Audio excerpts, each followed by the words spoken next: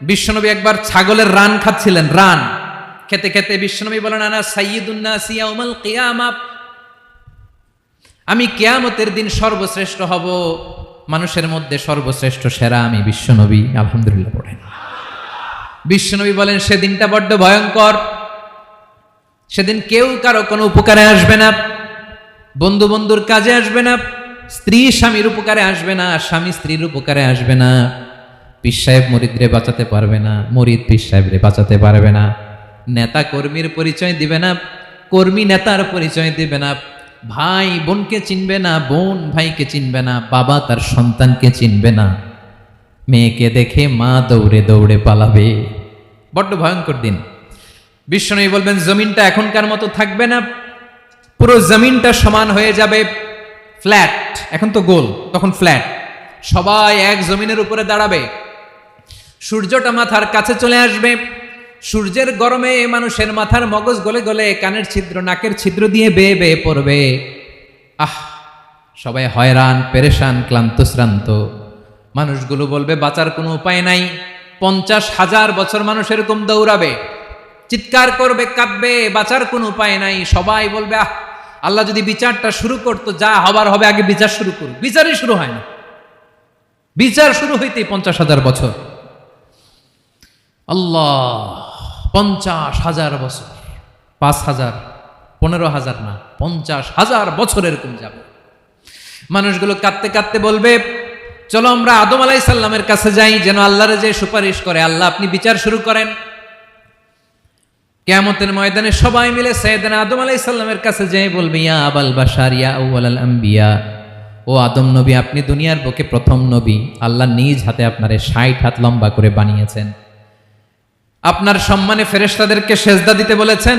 দুনিয়ার প্রথম নবী, প্রথম মানুষ আপনি। আপনি আল্লাহরে যে সুপারিশ করেন যেন আল্লাহ বিচার শুরু করে। আদম আলাইহিস সালাম বলবেন, আমি পারবো না, কারণ আল্লাহ আমাকে একটা নিষিদ্ধ গাছের কাছে যেতে নিষেধ করেছিল, আমি ভুল করে এই গাছের ফল খেয়েছি। নাফসি নাফসি, আজকে আমার কি হবে আমি জানি না, আমি বড় লজ্জিত। আমারে যদি আল্লাহ জিজ্ঞেস করে কেন খাইছিলাম, আমার কোনো উত্তর নাই, তোমারে বাঁচাবো কেমনে আমি? নবীরা থার করে কাঁপবে সেদিন। আদম আলাইহিস সালাম বলবেন, আমি পারবো না, মাফ করো আমাকে, আমি পারবো না। ওই যে ভুল করে গন্ধম খেয়ে ফেলেছি, নিষিদ্ধ গাছের ফল খেয়ে ফেলেছে, আমি বড় লজ্জিত, অনুতপ্ত, আমি পারবো না। আজকে আল্লাহ এত রাগান্বিত হয়েছে, আগে কখনো আল্লাহ এত রাগান্বিত হয় নাই, ভবিষ্যতেও আল্লাহ কখনো এত রাগান্বিত হবে না। আমি পারবো না। এক কাজ করো, তোমরা নূহ আলাইহিস সালামের কাছে যাও। কোন নবী? লোকেরা এবার পাগলের মতো দৌড়াতে দৌড়াতে আল্লাহর নবী নূহ আলাইহিস সালামের কাছে যেয়ে বলবে, ইয়া নবী আল্লাহ নূহ, আনতা আউয়ালুর রুসুলি ফিল আরদ, আপনি জমিনে প্রথম রাসূল। আদম আলাইহিস সালাম নবী ছিলেন, রাসূল ছিলেন না। এই দুনিয়ার বুকে প্রথম রাসূল ছিলেন আল্লাহর নবী নূহ আলাইহিস সালাম। সবাই বলবে, ও নবী আল্লাহ নূহ, রাসূল আল্লাহ নূহ, আল্লাহ আপনাকে আবদান শাকুরা, শুকরগুজার বান্দা বলে কোরআনে বলেছে। কোরআনে নূহ আলাইহিস সালামের নামেও সূরা আছে না নাই? আপনি আল্লাহর প্রিয় বান্দা, প্রিয় রাসূল। দেখেন আমাদের কি দশা, ঘামতে ঘামতে শেষ। জমিনটা তামার জমিন, সূর্যটা মাথার কাছে, কি করবো আর পারি না, ঘামতে ঘামতে আর কত ঘামবো, কত দাঁড়িয়ে থাকবো। আল্লাহরে যে বলেন বিচার যেন শুরু করে। নূহ আলাইহিস সালাম বলবেন, আমিও পারবো না, আমিও পারবো না। আমি আমার ছেলের জন্য এক কথা বলে ভুল করে ফেলছি। যখন মহাপ্লাবন হবে, আমি বললাম, আল্লাহ আমার কলিজার টুকরা সন্তান রে বাঁচান। আল্লাহ বললেন, ও নূহ, সে তোমার সন্তান না, কারণ সে ঈমান আনে নাই, সে পাহাড়ের উপর দাঁড়িয়েছে, দেখি কেমনে সে বাঁচে।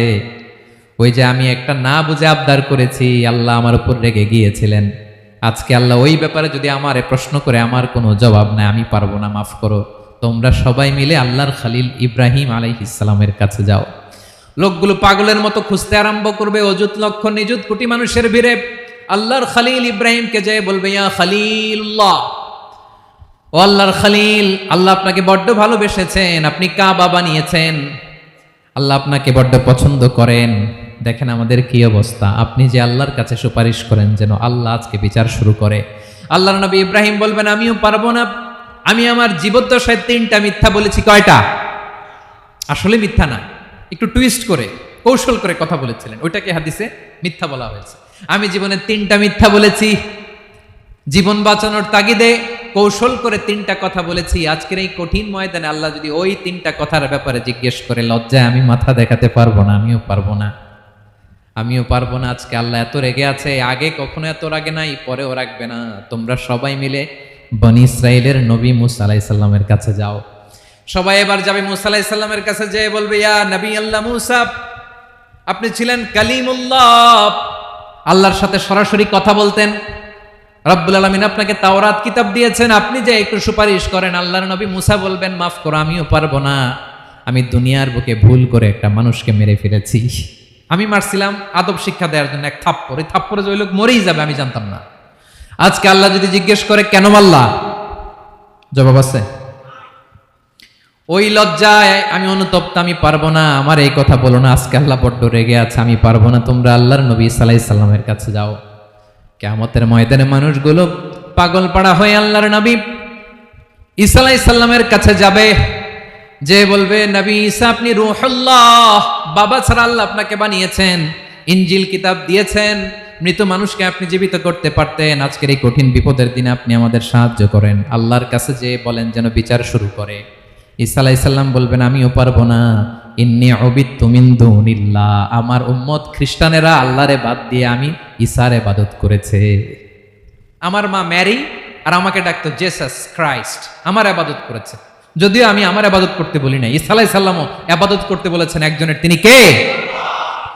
আল্লাহর নবী ঈসা আলাইহিস সালাম বলবেন, আমিও পারবো না।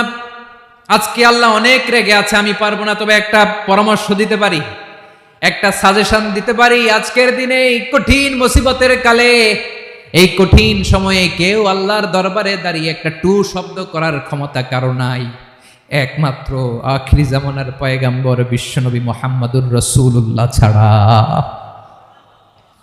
মানুষগুলো এবার আগুনের মধ্যে পানি দিলে যেমনি আগুন নিভে যায়, দাউ দাউ করা হৃদয়ে জ্বলন্ত আগুন তাদের ঠান্ডা হবে। কিয়ামতের ময়দানে ওই বিভীষিকাময় সময়ে, মুসিবতের কালে মানুষগুলো পাগল হয়ে বিশ্বনবীকে খুঁজতে আরম্ভ করবে। সবাই মিলে বিশ্বনবীর কাছে যেয়ে বলবে, ইয়া রাহমাতাল লিল আলামিন, ইয়া খাতামান নবীন, রাহমাতাল লিল আলামিন। দেখেন আমাদের কি অবস্থা, কি কঠিন বিপদে আমরা আছি, দাঁড়াতে পারি না, সূর্যের আলোতে ঘেমে হয়রান। আজকে কেউ সুপারিশ করতে পারবে না। সব নবীরা অপারগতা স্বীকার করেছে, তারা বলেছে আপনি ছাড়া কেউ নাকি আল্লাহর সামনে দাঁড়াতে পারবেন না, আপনি একটু সুপারিশ করেন। বিশ্বনবী বলবেন, আসো আসো, আজকের দিনে আমি ছাড়া আল্লাহর সামনে কেউ দাঁড়াতে পারবে না। বিশ্বনবী মাকামে মাহমুদে যে আল্লাহু আকবার বলে সিজদায় লুটিয়ে পড়বেন। আল্লাহ রাব্বুল আলামিন বিশ্বনবীকে এমন কিছু চমৎকার শব্দ শেখাবেন, ওই শব্দগুলো দিয়ে আল্লাহর প্রশংসা করে বিশ্বনবী কাঁদতে আরম্ভ করবেন। বিশ্বনবী এমন ভাবে অজর দ্বারায় সিজদায় লুটিয়ে পড়ে কাঁদবেন, রব্বুল আলামিনের রহমতের দরিয়ায় জোশ লেগে যাবে। রব্বুল আলামিন এই দৃশ্য থেকে সহ্য করতে পারবেন না। রব্বুল আলামিন বলবেন, ইয়া মুহাম্মদ ইরফা রাসাক, ও নবী আপনি মাথা তোলেন, মাথা তোলেন, আপনার কান্না আমি সহ্য করতে পারি না। নবী আপনি মাথা তোলেন, সাল তুতা, আজকে আপনি যা চাবেন তাই দেব। নবী আপনি সিজদা থেকে মাথা তুলেন, সাল তুতা, যা চাবেন তাই দেব। ওয়াশফা তুশাফা, যার জন্য সুপারিশ করবেন তার সুপারিশ কবুল করে নেব। বিশ্বনবী এবার মাথা তুলবেন।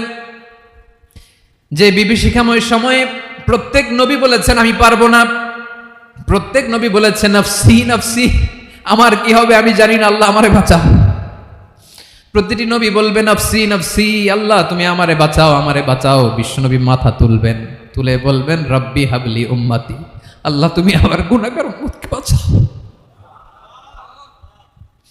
এই দুনিয়ার বুকে রব্বুল আলামিন সব নবীকে একটা করে দাওয়া মুস্তাজাবা দিয়েছেন, মানে যে দোয়া করলে কবুল হয়ে যায় সাথে সাথেই। দাও বিহা, দুনিয়ার সব নবীরা ওই দোয়াটা দুনিয়ায় করে ফেলেছে। সব নবীকে আল্লাহ একটা করে দোয়া দিয়েছেন, নবী দোয়া করলেই কবুল। সব নবীরা ওই দোয়া করে ফেলেছে দুনিয়াতে। বিশ্বনবী বলেন আমি করি নাই।